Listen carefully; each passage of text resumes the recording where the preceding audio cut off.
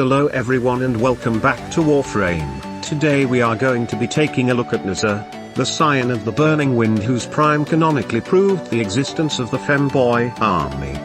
Well, all jokes aside, Nezha is practically unkillable and has a very good kit with enough CC, invulnerability, damage reduction and one-man CC to solo all of the star chart. That's right.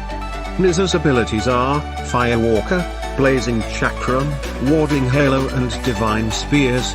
Nezha's main blueprint is obtainable from your clan dojo's Tenno lab. Firewalker gives you a slight speed boost on sprinting and leaves a trail of fire which damages and stuns enemies on contact. The damage scales with power strength and duration scales with, you guessed it, duration. It's especially helpful when doing high-level rescue missions where you have to get the target out of the cell and gun it for the extraction with its CC and speed buff. Casting Blazing Chakram will make Nezha throw the giant ring on his back. This is a one-man CC and damage. It also helps in armor stripping sometimes because of the heat, and so it is useful in some high-level missions and on the Deimos Jugulus. The amount of damage you do depends on power strength, and this ability does not scale with duration whatsoever. Warding Halo gives you a giant fiery ring of death around Nezha. For a short amount of time, Nezha will be completely invulnerable to all incoming damage and all of it will go to the halo around him. Also, this ring damages all enemies that get too close to Nezha. In the bottom right corner above your abilities you can see a circle with a number in it. That is the amount of armor this ability gives you. Sometimes it can go to insane levels like 100,000, but don't be fooled. It does not make you invulnerable to all damage for the duration of the ring, only gives you a damage reduction based on your power strength, health and armor values.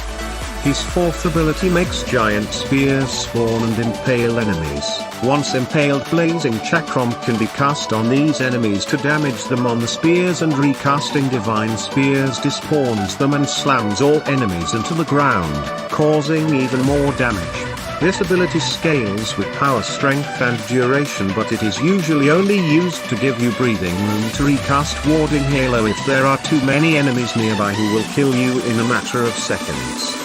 Now, to the build itself, you can use anything in the aura slot.